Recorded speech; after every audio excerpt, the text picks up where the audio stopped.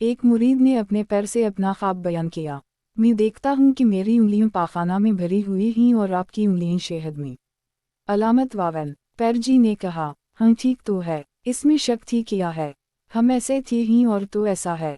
علامت واون۔ مرید نے کہا، ابھی خواب پورا نہیں ہوا، یہ بھی دیکھا کہ میں آپ کی انگلیاں چاٹ رہا ہوں اور آپ میری انگلیاں چاٹ رہے ہو۔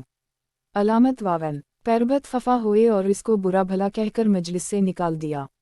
امثال عبرت۔ حقائق کا وہی حاصل ہے کہ مرید تو پیر سے دین حاصل کرنا چاہتا ہے کہ وہ مشابہ شہد کے ہے، اور پیر مرید سے دنیا حاصل کرنا چاہتا ہے کہ وہ مشابہ پاخانہ کے ہے۔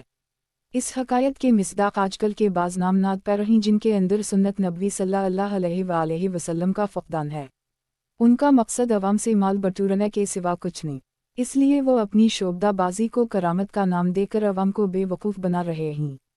حضرت بایزید بستامی رحمہ اللہ نے فرمایا کہ کوئی شخص اتنا بڑا صاحب کرامت ہے کہ آسمان پہ اڑتا دکھائی دے اور اس کی ذاتی زندگی سنت نبوی صلی اللہ علیہ وآلہ وسلم سے خالی ہے تو جان لو کہ ایسا شخص شیطان تو ہو سکتا ہے لیکن پیر یا اللہ کا ولی ہرگز نہیں ہو سکتا۔